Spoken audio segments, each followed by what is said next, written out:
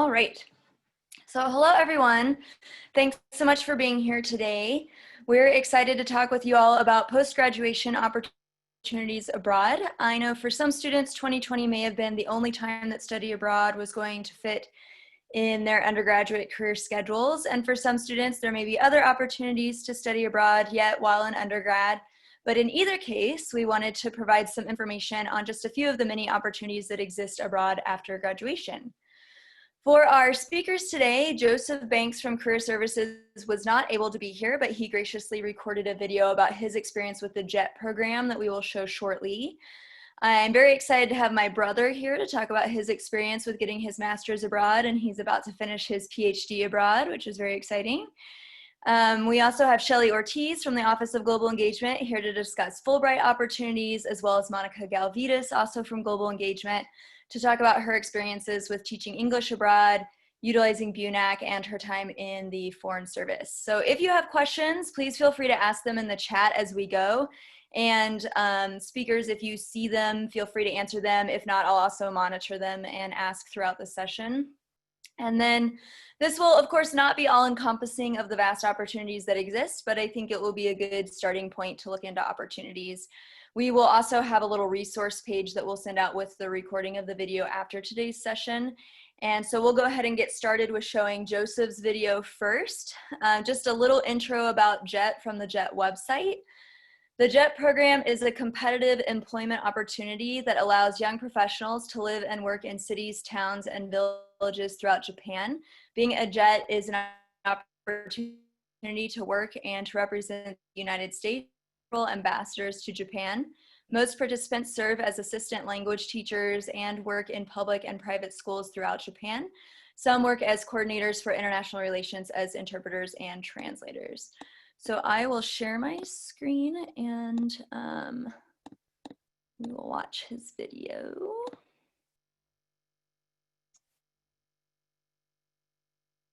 I think that's working.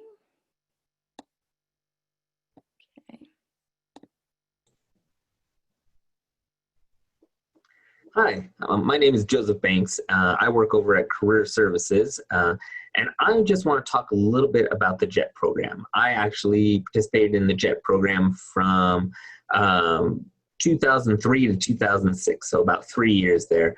And I just wanted to tell you just a little bit about my experience and hopefully maybe get some of you guys interested in it as well. I had heard about the JET program basically through different areas. I'd seen postings as well as I visited a career booth at the Career Services Fair. I remember thinking that this was a way that I could get back to Japan and gain some real work experience there. The main reason I was interested in the JET program, I had actually served a religious mission in Japan before, but I wanted to do something more in Japan than just be able to talk about religious topics. I wanted to gain my skills in that area and try to be a little bit more professional. And also I wanted to see different parts of Japan. When I was there before, my travel was kind of limited. And so I wanted to actually live in Japan and learn more about its culture, even more than I had before. And so I remember the application process was actually a really long process. I had to apply for it way back in November of the previous year before starting in a position that wouldn't start until July of the next year. And even the first interview, we didn't hear back about the interviews until closer to January, and the interviews themselves happened in February of the next year. I remember I had to drive all the way up to Salt Lake to do the interview. And most of it was in English, the interview, but there was a small portion of it that was in Japanese that was there to kind of test my ability and my knowledge. And then the results of the interview even took about a month or a couple of months before we actually heard the results and knew for sure that we were going to be going there. And I say we because both my wife and I were actually participating into the JET program. We had both signed up as being assistant language teachers. And it was really interesting to go there as a couple because, and there were a few couples that had gone there, but most people go there as single. And so you don't hear a lot of how different couples are able to balance it. And fortunately, they were very kind enough to try to keep us together, like in similar schools or similar areas, and when they signed us up for it. The visa process itself, I don't remember too much about it, but I do remember it wasn't terribly difficult, but it did take a lot of time. The JET program itself took care of most of the processing of items for us, and as long as we were able to get a lot of the paperwork in on time, there were very little problems. Now, after we were abroad, it was thinking about like my day-to-day different positions, different things that I had to do. My position was as an assistant language teacher. And so as an assistant language teacher, I had to help a lot of the students. And for my position itself, I was actually assigned to 3 different schools, different high schools in the area. And it was really good. We had an apartment that was near one of the schools, which was my main school. Basically, I taught there 3 days a week. And then the other 2 days of the week, I went to the other 2 schools. Sometimes I had to develop my own lesson plans, and then other times I would just help out another teacher with their lesson. And so it took a lot of communication. We had to work side by side, and we were partners with another English teacher that was a native Japanese speaker there, and I would help them out with different clubs, different activities, different events that were happening all the time. I think my favorite part of working with Japan, I really liked working with the students and as well as the teachers. It felt good to be part of a team. I really liked being more than just a tourist there, but that we had to do day-to-day activities in Japan, such as like grocery shopping, setting up the cable and the phone, paying bills, I guess, as well as, going to church, and also developing my own lesson plans, developing my own curriculum, and working together with the different teachers there. We even had our first child born there near the end of the program, which meant that we had to work with different hospitals. We had to shop for baby supplies and everything, things you wouldn't normally do, right, if you're just on vacation or even just spending a couple months there. We were there for 3 years total, so there was a lot to do and definitely a lot to learn. My advice for anyone who may be considering the JET program, when you're there, if you were, one, be knowledgeable about Japan, not just pop culture, but also a lot about what's happening in the community there. And then also, remember it's a job that you're there. It's definitely a career move to be on the JET program. There's so many reasons to love Japan and to learn about its culture, but also remember that you're there for a job. So it's important to be professional when you're there. Everybody who's there, believe in the program, and there might be some people who question it a little bit, but they all want to succeed in teaching the students and in helping them to move forward in their own education. So some of the people there, you could tell, some of the other JET program participants, you could tell were there just to have fun and kind of just skate on by, but others you could tell that they knew how to work well with their partners in the education system. That being said, my other advice is to find ways to have fun while you're there too. Definitely get out and enjoy the culture. Think, your coworkers will also be willing to share parts of their lives and their culture with you. So don't be shy about talking with others. I know if you're working in another country that it could be, a lot of us tend to gravitate towards people who are alike. And so, sometimes it's easy just to hang out with other English speakers or other American who are there. Branch out. Go and hang out with different coworkers after work. Make sure that you're socializing with the people who are in Japan and who live there, and socializing with their families and get to learn more about their experience and what it's like. For me, the JET program has definitely impacted both my personal life as well as my professional life. I was always interested in working internationally, but the JET program gave me kind of a love for education as well.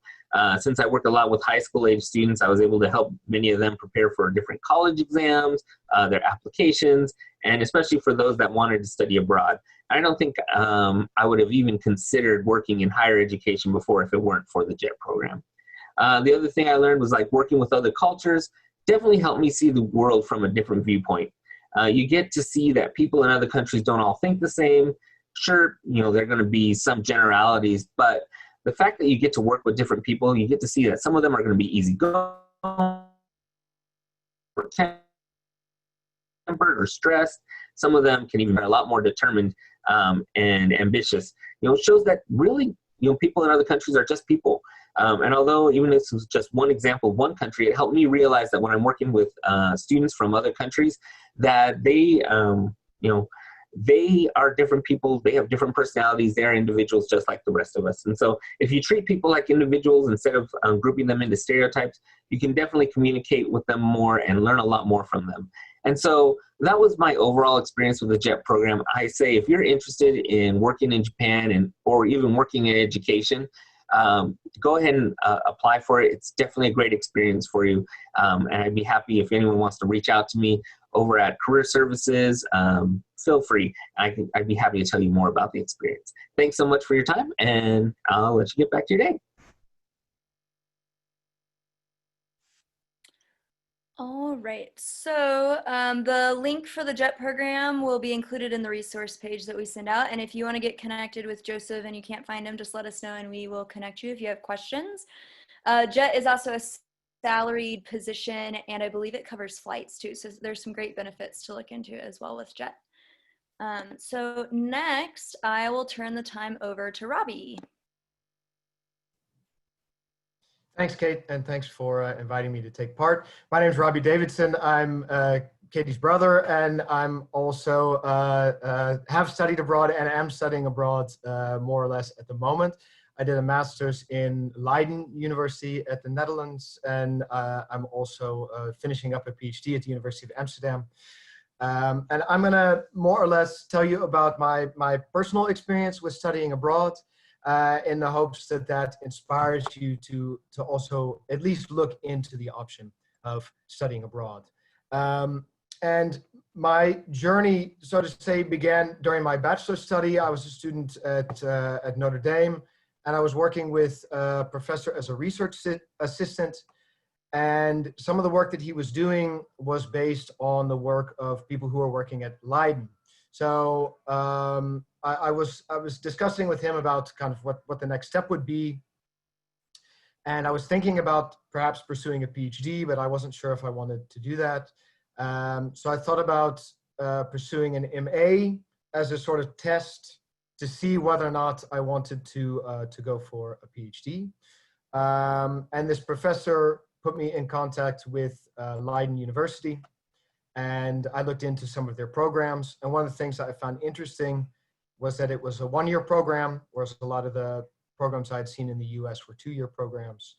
So that shorter program at the time seemed like a great way to test the waters of postgraduate education.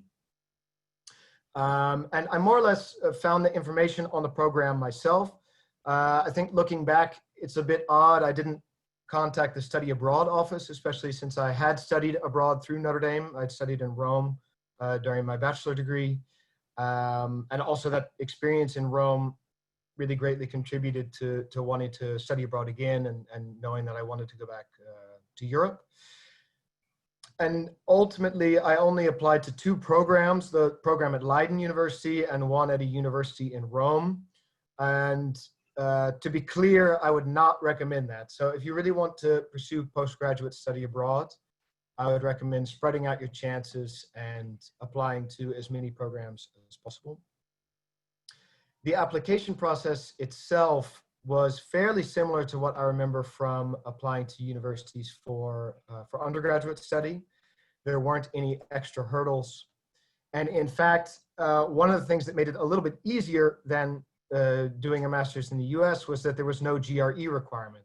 So studying abroad is also a nice way to skip or get around the graduate records exam. But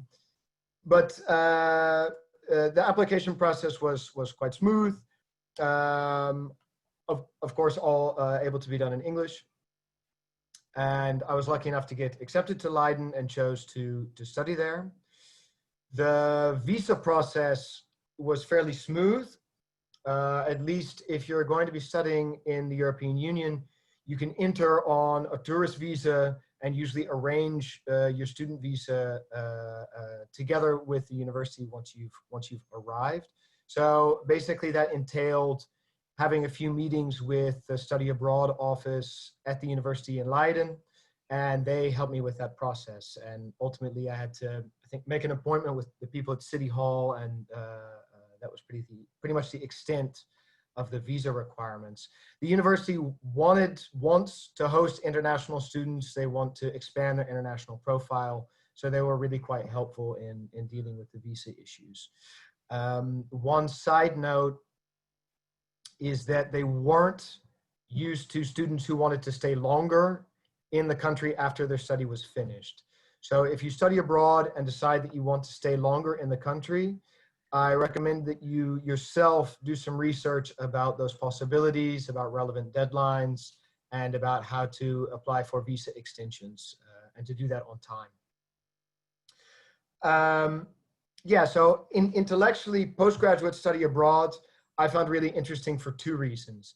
I found that it gave me, on the one hand, the opportunity to learn about another culture and another political context. I studied political science, so the political context was quite interesting for me. And on the other hand, it also gave me distance. So from the distance of being abroad, I had the space to reflect back on what was going on in the US, reflect back on the American situation. And I ended up writing my master's thesis on debates that were going on around same-sex marriage in the US from Leiden University. In addition to being immersed in Dutch culture, I was also able to meet a diverse group of international students. And what was really nice about the Leiden program is that it was in English. There was a really high percentage of international students, but there were also a lot of Dutch students. So that provided a really nice mix to be able to have more local contact, so to say, as well as build an international network. So in addition to the learning that took place in the classroom, there was a lot of cultural learning that went on, both about where I was from, through the space to reflect, as well as the context in which I was studying. Ultimately, studying abroad helped me to learn a new language. It was not at all a requirement to study abroad in the Netherlands learning Dutch. All of the programs were in English, but studying abroad was certainly a stepping stone to learn Dutch. And this one-year program in Leiden ultimately had a huge impact on the person that I've become. I chose to remain in Europe, become a Dutch citizen, and I've built my life and career in Amsterdam. And this MA program just lasted for 1 year, but I've just celebrated my 15th anniversary in the Netherlands, and none of that would have happened without this key step of doing an MA in Leiden. So that's my personal story about my master's adventure. I said just a few things generally about pursuing a master's abroad, at least within the European context. I can't speak for other contexts. There are many one-year programs that are offered abroad. The two-year programs generally contain a much stronger research component and often also include internship components. At least the European context offers really excellent public educational institutions. Within the European Union, there's a distinction that's made between European citizens and non-European citizens for tuition. So European citizens pay significantly lower tuition than non-European citizens. Any American students who happen to have double citizenship, say with Ireland or any other European Union country, should definitely look into studying abroad because it can be significantly cheaper. I found that studying, at least in Europe, is generally less expensive than studying in the US. The tuition fees, even though they're more expensive for non-EU students than for EU students, they tend to still be cheaper per year than at American universities, either public or private.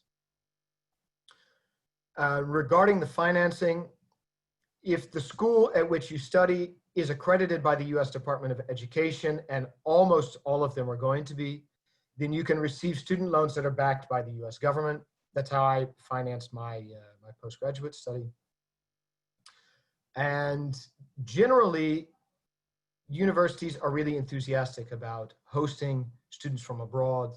They want to expand their international profile. A lot of programs within Europe are switching to English primarily, or even English only programs.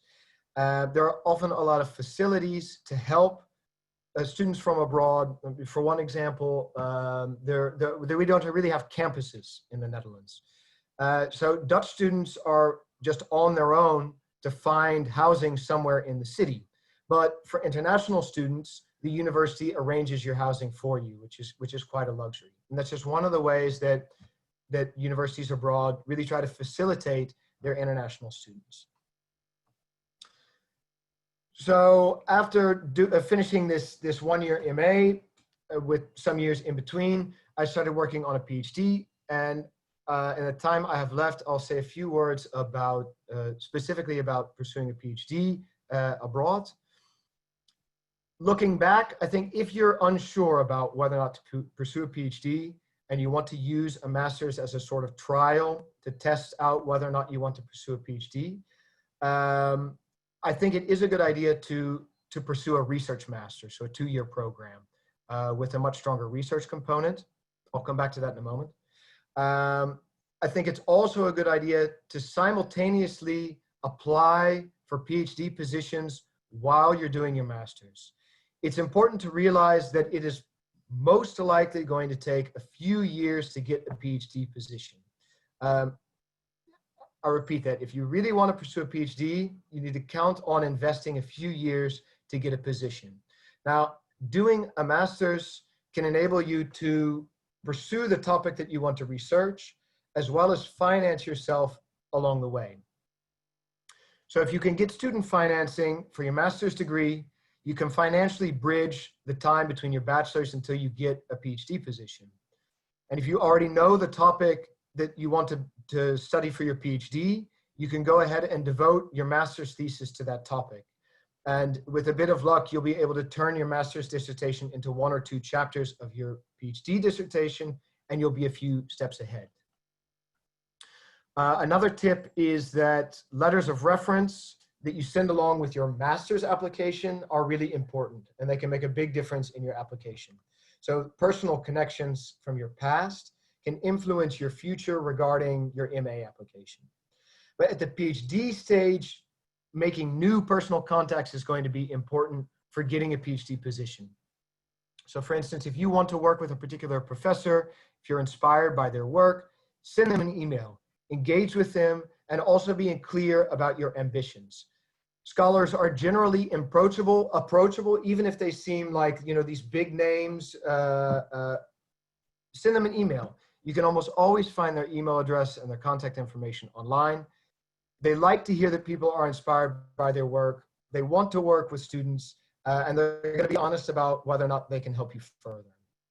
So reach out and try to make a personal connection instead of just letting your application speak for itself or just going through a formal application process. Many people want to do a PhD. There are very few places. So if you really want to pursue a PhD, spread your chances, apply to as many positions as possible. And remember that even in a situation in which the topic description in the job vacancy might not fit your interest 100%, once you get the position, there's quite a lot of wiggle room to make the project your own. And a big plus in PhD positions abroad, at least in Northwestern Europe, is that they're paid positions. You're not a student, but you're an employee of the university and you receive a salary.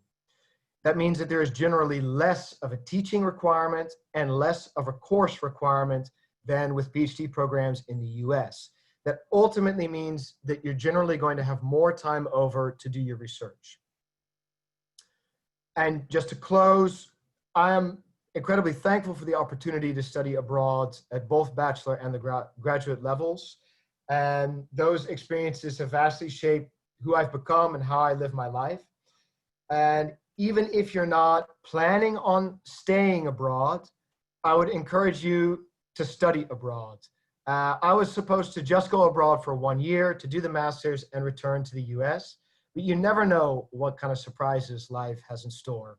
And studying abroad opens up a world of possibilities you might not have even previously considered. So again, I encourage everyone to at least consider studying abroad. Thanks for letting me share my experience with you, and I'm open to questions at any point during this session. Thanks. Thanks, Robbie. Yeah, and if anyone has questions, feel free to type those up in the chat. Also a great example of connections that your professors can have with like the connection with your master's program, and then also recommendations. So professors that you have on campus might know of, you know, institutions abroad if you're looking for a master's program that like they already have colleagues there they're working with or whatnot. So next, we will hand it over to Shelly Ortiz to talk about Fulbright. So first, I'm going to say here to both what Joseph and Robbie have said. I studied in Mexico when I was a sophomore in high school, and again, definitely life-changing experience. So, but what I'm here to talk about is I am the Fulbright Program Advisor here at Utah State University, and so I'm going to talk about what opportunities you can maybe get Fulbright and the US student program. Let's see here. Oh, there we go, a little too fast. Okay, so I want to just give a brief introduction to the Fulbright program because it is an essential understanding what the mission of the Fulbright program is. This was created by Senator Fulbright back in 1946. And if you think about it, this is right after World War I and World War II. And Senator Fulbright felt that as long as people got together and got to know each other, that was going to be a great way to reduce the possibility of having another world conflict. And so keep this in mind because the mission of the Fulbright program is essential to your application and knowing and understanding what that purpose is.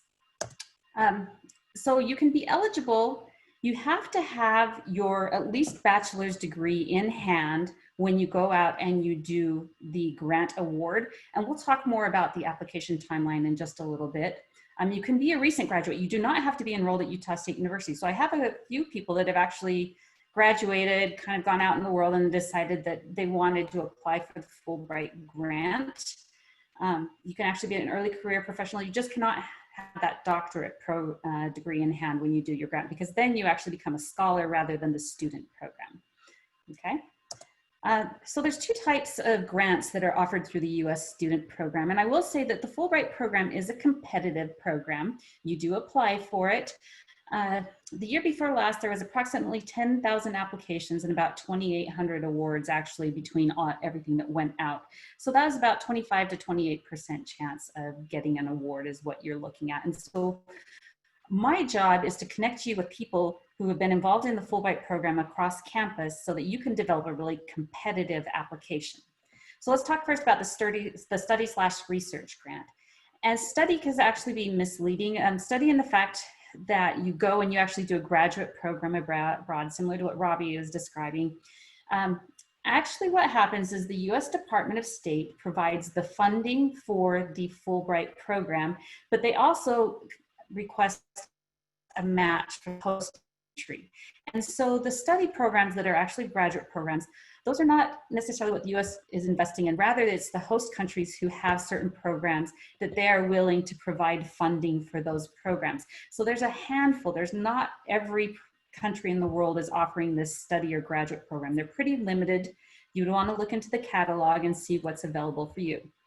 Now the research grant is what's more widespread, and the research grant, the nice thing about this is you are proposing some kind of research and you choose where in the world it's going to be done, and you need to articulate why it's important that you're doing that research in that host country, and you're finding the resources that will help you achieve what it is that you're proposing that you're going to do, and then you provide all of that through your application. So again, you're making something and you're making a proposal, it's widespread. They want to see out of the box. They try not to limit what this is. And then you make that research proposal and get together there's resources to make it happen as part of your proposal. The other type of award is that English Teaching Assistant Award. And very similar to what Joseph was describing, you are actually in the classroom and you are assisting someone who is teaching English. I do recommend if you're interested in this kind of award, talk to Dr. Maria Spicer Escalante or Dr. DeYonga Kahanen. These ladies, as well as maybe even the directors of the Masters of Second Language Teaching program, can give you guidance as far as preparation and courses that may help you prepare for this kind of an award. So what you do is you're going there, for about 20 hours a week, you're working in this classroom.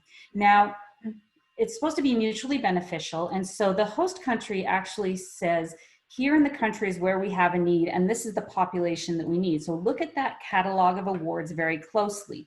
In some countries, they're focusing on their university students. Other, they're focusing on K to 12. On K to 12. And others, they are actually focusing on maybe an adult population to learn English teaching.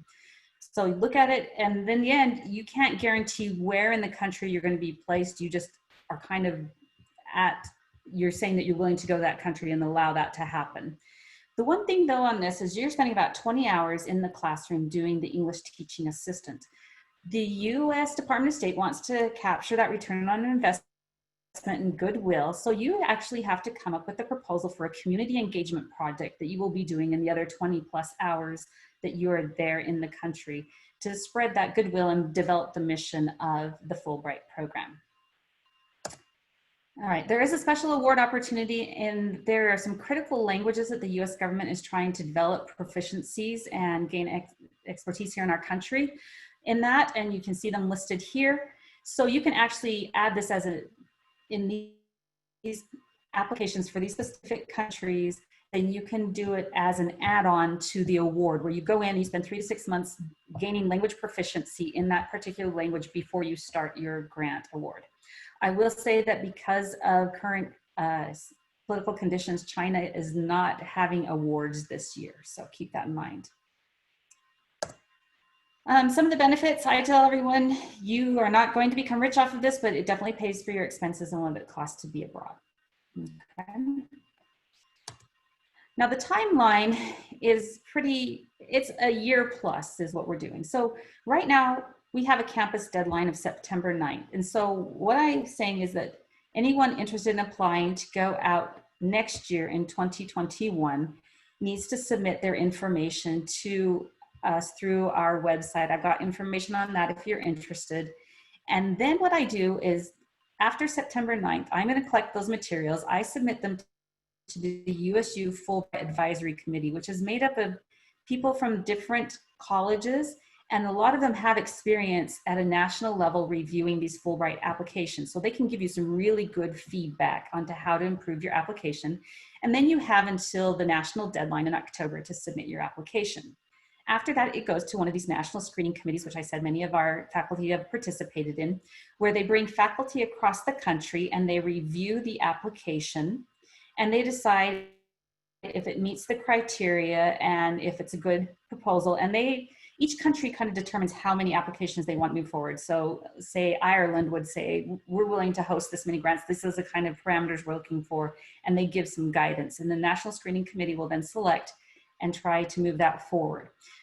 After it passes the National Screening Committee here in the United States, if you're selected to move forward, you become a semi-finalist, and then your application is sent to the host country for them to review. And they either do it by a commission or some kind of embassy group that they get together, and they review that to determine if it also meets the interests of the host country and will be mutually beneficial on both ends. So that's why it takes such a long time for this application, because it is reviewed pretty intensely. Then final notification comes out in March and June, and then the awards begin starting in August. Sometimes, like I know one colleague, they are going to Brazil, and instead of starting like in August 2021, they actually would start in March of 2022 based on the Southern Hemisphere's time frame and those guidelines. So there's some ranges. Again, to get specific information, you need to look at each country's award and the award catalog and what they offer there. Application components, back to what Robbie was saying about, recommendation letters. You're doing information that you're saying, here's your statement of grant purpose or your research proposal. And then why in the personal statement are you the person to do what it is that you're proposing to do? They do ask for transcripts, but this is not an academic award. Again, the US Department of State is looking to build good relationships, so they're looking for people who are really out of the box proposals. And here are some of those factors that they include as they look into the selection process. So I'm gonna let you look at that a second.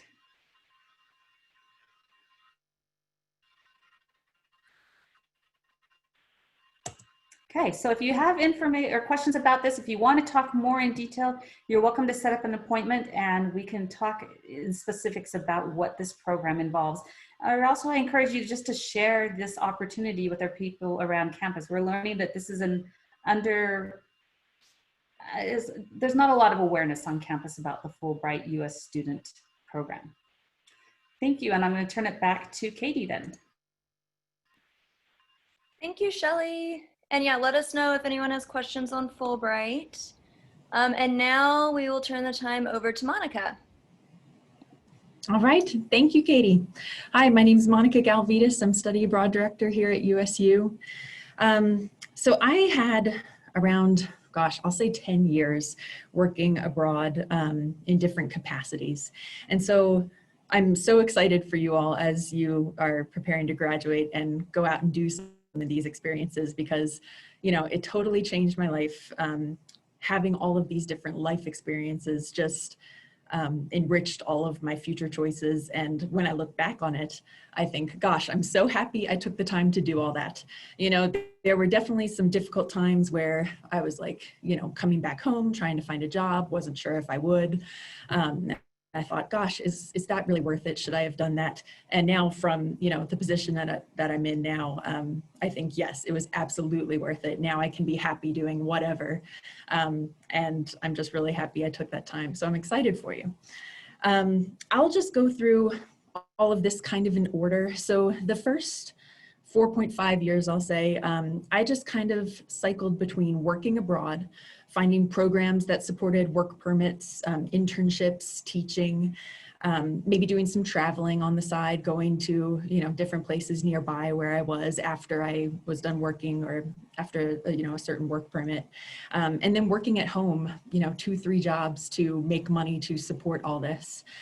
Some of my positions were more well-funded than others. So, you know, I would go home and be a substitute teacher, work in a restaurant, work at a gym, and basically fill up all my time for 2-3 months and then go back out and work. So I'll just start at the beginning. I started out doing a State Department internship when I was an undergrad. So I did that typical junior summer or year abroad. I knew I wanted to do something international, and I wanted to get a little bit of work experience as well. So, you know, I went and applied to a bunch of different places. One thing I would say is now is the time to, you know, put applications into every single place you think you might want to work. And don't count yourself out if you're intimidated by the reputation of the place. You know, you think you could never work abroad. Like, put as many applications as you want out there. I had, you know, classmates, colleagues getting internships at amazing places like The Economist in Belgium, Rolling Stone in you know, the US domestically. But, you know, people get internships for all different reasons. Personally, I'm just going to say I think I got my internship because I was a student at University of Virginia at the time, and they had a dean coming to visit Australia in the consulate that I was going to be working at from UVA. And so it also turned out that the consulate general had a daughter who was at UVA. You know, just weird connections that you don't even know about, but they're happening in the background. And so, you know, I think Utah State has an awesome network of people working abroad, doing cool things abroad. So, you know, put out all of those applications. Even if you think you don't have connections, it might turn out that in a roundabout way you do. So, you know, I always heard that being a diplomat was this dream career. You know, it was something my dad always talked to me about. He worked for the federal government, and I was absolutely very intimidated by the thought because, you know, it was like the most competitive job I could imagine. But I was like, okay, I want to work abroad, and so I'll see if they'll accept me for an internship. So I ended up getting my internship at the US consulate in Melbourne. And from there, my supervisor was in the management section. So I did some stuff for management. I also was very interested in public diplomacy. So I did as much as I could with public diplomacy, like accompanying astronauts to schools, looking in the news every day to see what, you know, how the US was mentioned and what the embassy or consulate might want to do about it. And then also I was finding that I wasn't quite busy enough with that. And so I said, where do you need help? And they said, consular always needs help. So I ended up going, and because I was an American citizen, I could fingerprint people, which they really needed. So, I kind of went around the consulate and did as much as I could. At the same time, I lived in a hostel. And so I've met people from all over. I mean, absolutely all over.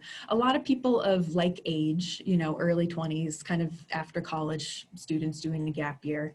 And they were mainly on working permits. And so I thought, oh my goodness, like this, I don't know if it's an option for me, but when I go home, I'm going to check it out and see if I could do this, because I had never, thought that work permits would be available. So, I went home and decided to check out work permits. That's where I'll just share my screen briefly. It looks like I can't, but BUNAC is the website to go to. So they have work permits available for American citizens, but you have to be a student, right? So you have to have that eligibility where you're completing school. So I had my senior year left. I went back and completed a semester, kind of did my legwork and looking for a work permit. And, I decided, well, I'm going to do one in the UK. At the time I had actually met my now partner in Australia, which, might happen. I'm not saying it will, but it's a possibility. You make some kind of amazing connections while you're out working abroad. And he was in the UK at the time. So I said, okay, well, I'll go to the UK. I did 6 months in the UK on this student visa. By the way, my parents were not incredibly happy that I wasn't going to finish and graduate that year. All I can tell you, if you're in this position, tell your parents you're very self-motivated, the value of a college degree, you absolutely have a view for your future, and you're going to still complete it, but you're also going to take these amazing opportunities that come up along the way, because, after you're a student, those work permits kind of go away. I think that maybe some nations have availability for people who are not students to come and work, but it's definitely not as widespread as the student eligibility for permits. So anyway, in the UK, the work permit fee itself was nominal, maybe a few $100s, but I did have to find my own job, find my own housing. So it's definitely for an independent student, and you have to be prepared to not be working right away unless you can maybe arrange a job from the US. That would be great, but you kind of have to be prepared that it might not happen right away. So the type of job, I just looked at BUNAC's job board. They have an office in London, and I went in and said, okay, let's see what they have on the board, started applying. These are jobs like, maybe some office admin. That was the type of job I ended up getting. Some of my friends ended up waiting tables, maybe working in gyms, the kind of jobs that you would have maybe during, the summer or year in the US as a college student. I ended up getting kind of lucky with mine because at the time I was journalism, that was my career interest. And so I ended up working for LexisNexis UK. And at first I was just doing like kind of data entry. And then for some reason, my supervisor said, you know what, I'm gonna take you down to our magazine side where they made trade magazines. So I started working on magazines about corporate social responsibility, HR, payroll, but this was what I had done in university. So I really had some skills I could contribute. So it ended up being a fabulous experience. Then I came back to US, finished my semester, graduated. My parents were very happy. That was great. And then I used my student eligibility to do 2 more work permits. So I took 6 more months in the UK. My job was happy to have me back, which was lucky. That was fantastic. And the BUNAC organization, so there's a lot of students doing these work permits. They try to bring you together with certain events. So they have their office, and then maybe you do like a pub meetup, a trivia meetup. One year we had a a boat go down the River Thames. I think it was for the 4th of July. I'm not remembering the occasion exactly, but so if you don't know anyone, you do have an opportunity to, you know, kind of get in touch with others in the same boat. Maybe you can share housing, you know, so I wouldn't be too worried about landing there all on your own and trying to make it happen all on your own. You do have some support, and BUNAC's great. I mean, they're very, you know, helpful and able to support you if you need, you know, extra help finding a job maybe, or help finding housing. But it is more of a, you know, independent experience. So I ended up doing the 6 more months in the UK. And then I did 4 months in Ireland. So the interesting difference about the UK and Ireland was that it was much harder for me to find a job in Ireland. So my job in the UK was like professional level. I mean, you know, I put it on my resume and I really used my skills in that job. In Ireland, I could only find a 19-hour-a-week job at Argos, which is a retail store. And I only found that job because it was kind of the fall Christmas season and my sister-in-law worked in Argos. So I, you know, had to kind of work on my connections to find that job. And even then it was like 19 hours a week. So, you know, that was kind of something I didn't expect after having the great experiences in the UK. But still, you know, I wouldn't trade that experience for anything. I remember buying a bag of potatoes and just saying, okay, I guess I'm going to eat this week because I really, you know, I had some student loans at home. I was a little stressed out about how I was going to do all this financially. So it was lucky that it was only 4 months. And then I came back and started working at home a bit more.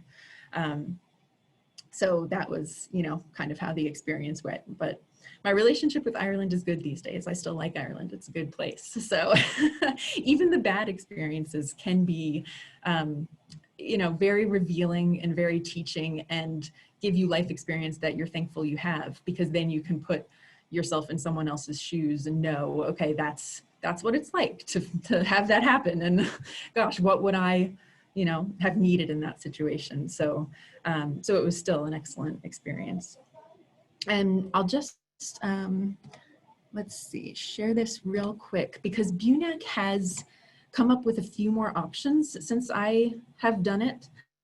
I think Ireland might be gone, but they've come up with like Work Canada, intern in Britain. That might be more supported. You might be able to find a job through BUNAC or an internship through there.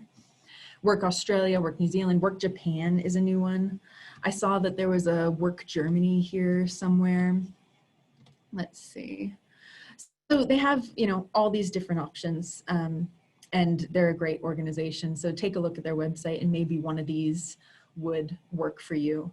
And some, like the internship one, might be a bit more supported than, say, the Work and Travel Britain, where you have to, you know, find your own job and everything.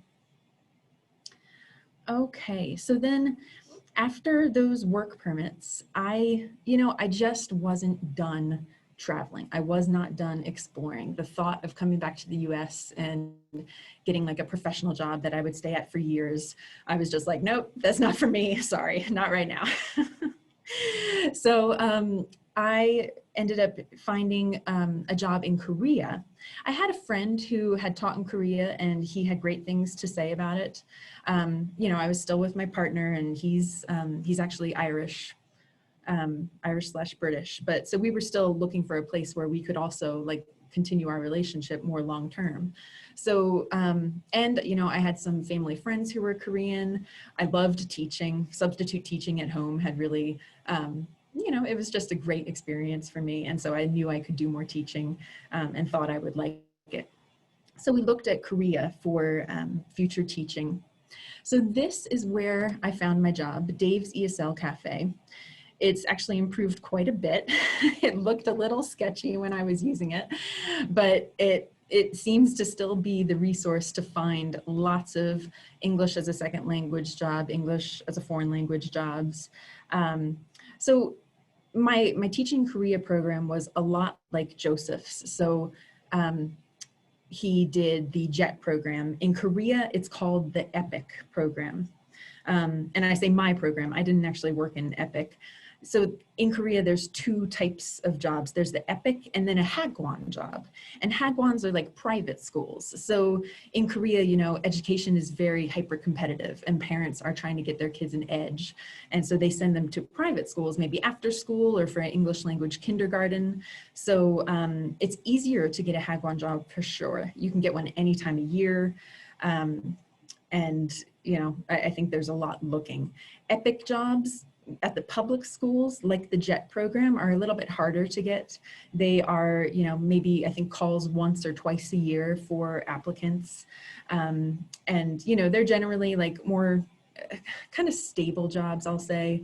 You know, they're very well supervised, and you don't necessarily need to worry about things like work conditions. At some Hagwons, I've heard that there are owners that are, you know, they want to get the most out of their employees because they've paid for your airfare, they're paying for your housing, they're paying for your salary. So they might want you to work extra hours. So just be careful about that. You know, I ended up at a great Hagwon, and it was a really good experience. But, you know, if there's anything that you have issues with, feel free to reach out to someone and, you know, get that taken care of. So in Korea, the culture was just so different. So I had spent time in the UK and Ireland, you know, English speaking countries. And, you know, their culture is somewhat shared with American culture. So it was different, but yet I felt I knew more about it, you know. Korea was just so different, amazing, absolutely amazing. It really opened my eyes to like the rest of the non-English speaking world that is out there, and I'll be exploring that for, you know, the rest of my life, hopefully, if I can. So in the mornings, I taught kindergarten. I taught like 5-year-old students, and we just, you know, did like your typical kindergarten things, sang songs, played games, all in English, which everyone's happy about because, you know, they're still learning being by you. The curriculum, you don't need to make it up on your own. They'll like give you the curriculum. And so then you're kind of playing games with them, making sure that everything's going well. There's no hair pulling or tears or any other sort of thing. In the afternoons, I taught older students. And so then I was mainly helping them like test prep. You know, that was the more serious teaching where they really were learning English and the syntax and how complicated it can be. And so, so that was a great experience. And during the weekends, I went to, you know, traditional cities, Mudfest in Boryong, hiking. Korea is this like very mountainous country, and I had hiking opportunities like any direction I looked. So that was great to sometimes go for a weekend, or even before work. I could fit in like an hour-long hike before work. So that was fabulous. And Koreans are they want to get out and like do stuff. You know, their houses are kind of small, like small apartments in big cities. So there's tons of room on the subways to, you know, to do exercise, and lots of restaurants that people go to. So it's very social. Anyway, I know we're close to the end of our time. So after Korea, again, I wasn't ready to go back home. I just wasn't. So I looked on Dave's ESL Cafe, and I found a summer job teaching in Italy at a summer camp, and very similar to, you know, teaching English in Korea, slightly older kids, but, you know, we just had fun with it for like 6 weeks, teaching songs, telling stories, playing games, all in English. And those were really great jobs. I lived with a host family in Italy, which was also an amazing experience. That, you know, the family was just very cool. We went out on like their boat in the, I'm forgetting what sea it was, but, you know, this amazing European place. And I was just very, you know, happy to be there. And it was cool to see like the different cultural practices around meals, aperitivo, and fruit for dessert, you know, just silly things like that. So then after Italy, I decided, okay, you know, I can go home now. I can get a professional job. I'm ready now. But, you know, I had such a fabulous experience that I wanted to help other students have these kinds of experiences. So I ended up getting a job at a nonprofit called Youth for Understanding, which administered high school exchanges. And then after that, a job at George Washington University in study abroad. And so then at that point, my partner and I had married and he had settled in the US, but he wanted to get a grad school degree in physical therapy. And he had completed all of his schooling in the UK and Ireland. And so, you know, like Robbie did with grad school, he was looking at options. Do I go in the US? Do I go in the UK? How is this all going to work out? And yeah, just like Robbie, he found that his physical therapy degree would take less time in the UK, not even like taking into account the fact that all of his prerequisites would count and they wouldn't in the US. It was going to be a 2-year degree. It was accredited in the US, also I believe Australia, Canada, so we could work basically anywhere after he was done with this degree. And it was less expensive, you know, so he ended up going to a school in Scotland, and I ended up finding a job in student exchange in Scotland at a university. And so this is the part of my experience when you start getting into like more visa opportunities through marriage or heritage. And I say visa, they're more like immigrating, you know? So the visas are harder to get at that stage, but it's definitely possible. So, you know, marriage is one easy way that it's allowed.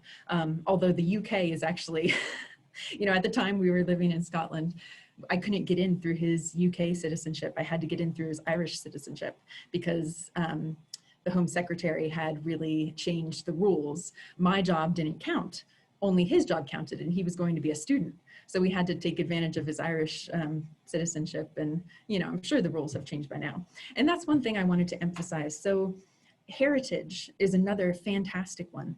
At the time, my grandmother is Lithuanian, and at the time in 2006, I looked into getting Lithuanian citizenship, and they weren't allowing dual citizenship. So I kind of gave up that idea. But I looked just a couple years ago, and now they're back to allowing dual citizenship. So I'm doing this stuff like, you know, getting my grandparents' marriage certificate from Germany, getting like proof of name change, you know, I mean, I don't know if I will become a Lithuanian citizen. I need to look into the tax implications and all of those kinds of implications, but it would be an amazing thing for my daughters to have, as well as, you know, just in the future, you never know what's going to happen. It might be advantageous to have another citizenship. So think about those options. And then finally, so, you know, I started the application process for the Foreign Service a long time back when I got my job, I think at GW. I also just took the test. And that was a dream job. I never thought that I would get in, but that's why I encourage you, go for all your opportunities, do anything you want, you know, don't count yourself out, just take it and run with it. So I took the test, and I think I didn't pass the test the first time, the essay question. And anyway, the next time I did fine on the essay question.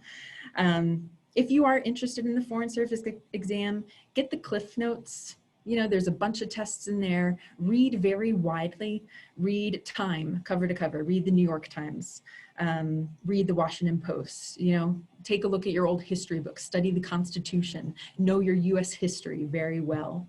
The exam is not that hard. The essay for me was just tricky, but just time yourself answering sample questions and see how you get on. So the second time I passed the exam, and then, you know, there's another part to the exam where you go in person. I would highly recommend getting attached to a study group on that. So at the time I lived in Northern Virginia, and I went to Johns Hopkins University every weekend to study with whoever wanted to get into a group and study. Basically, they're just trying to see like how you work with people. Let me just show you this here. Whoops. Here we go.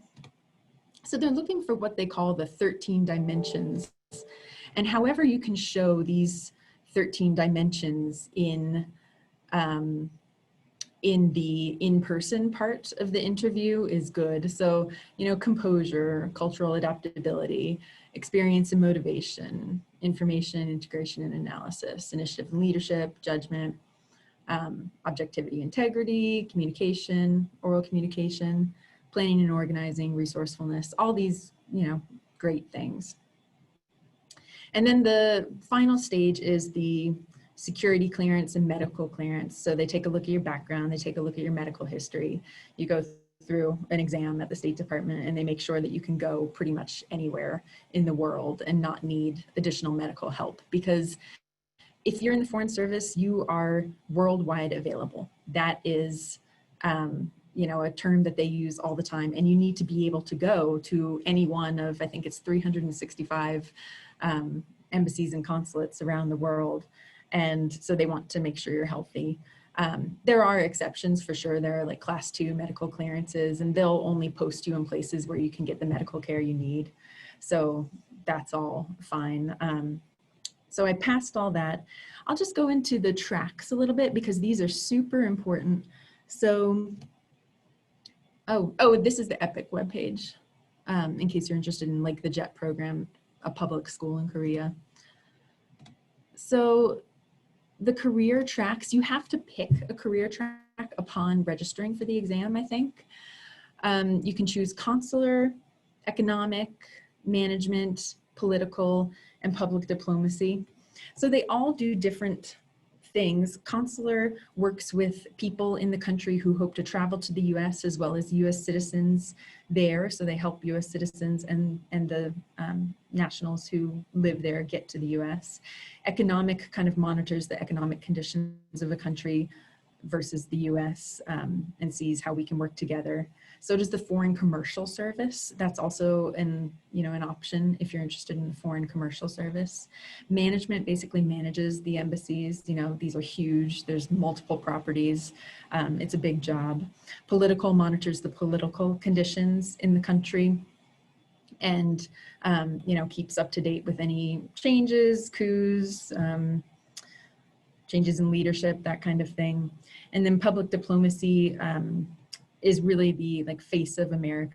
You know, they're trying to show the American culture and tradition to those in the host nation and, help the US positively engage with the nation. So all tracks are different. They have slightly different levels to get in. So you need to get slightly different scores in the in-person exam to get in. I believe that still the economic, political, and public diplomacy are most competitive. But again, choose the one that you think you want to do because you are considered a generalist in the Foreign Service. You can do any one of these jobs. And so, I say choose the one that you really want to do. You could also go into another cone and then somehow, work your way into these other jobs. That's also possible. But it helps to be in your track so that, you're automatically considered for the opportunities you want. It's harder to, say, get in there as an economic officer and then maybe do management work or other type of work, So anyway, there's a wide variety of things that you can do here. So I ended up doing public diplomacy. That was, it fit very well with my journalism and student exchange experience, like the Fulbright program that Shelley was talking about. But when I was hired into an all consular class. So this was interesting. Consular needed more officers. So everyone in my orientation class ended up taking a consular job. And all Foreign Service officers have to take a consular job at the start of their career anyway. So it wasn't, a big deal. It was just that I did consular work for my tour in Kingston, Jamaica. And, it was an amazing experience. I think, my favorite thing about it were my colleagues, both the Americans and the locally employed staff, Jamaican staff. I just learned a lot from them. They were people from all walks of life who were, they just had some great life experience. So I learned quite a bit from them. And I was there for about 3 years when I decided I wanted to come back to, student exchange, study abroad. That was, an experience I wanted to continue to help students to have. And I just felt like my calling was more there, So I was very happy to come to Utah State, and I'm very happy to be here today. So, just as a retrospective of all that experience, at different points, it's a roller coaster. It can absolutely be a roller coaster, but I am so happy I did it. I could do nothing for the rest of my life, and just, to have that experience, I'm very satisfied, and I know I'll be using it in basically everything I do for the rest of my life. So, and, it lets you connect with people a bit more, because anyone I meet, somewhat, they've had experiences that I might be able to connect with somehow. I'm like, oh, yeah, I worked in Jamaica if, they have Jamaican heritage or Korean heritage, so it's a great connector of people to be able to have something in common with them through all this experience. And usually I can find something. That's kind of a personal challenge. I try to find my connection to the person, how we've, kind of interacted before maybe. So that's been kind of helpful as well, and just fun to do. So I know we're over time, and thank you so much, Katie, for letting us talk about our experiences. Yes, thank you all to all the presenters. This has been really great. I haven't seen any questions come through, and since we're at time, I think we'll go ahead and end. But if any students have questions, feel free to email me and I can connect you with the right person if you don't have their email address. And thanks so much for joining today. This wraps up our 2020 summer resource sessions, and I hope you all have enjoyed them and find meaningful international experiences that work for you in the future. We will send out a recording of this session shortly, as well as a resource page with links to lots of the things we talked about today, as well as some additional resources. And then, of course, if you have any questions, feel free to reach out. Thank you.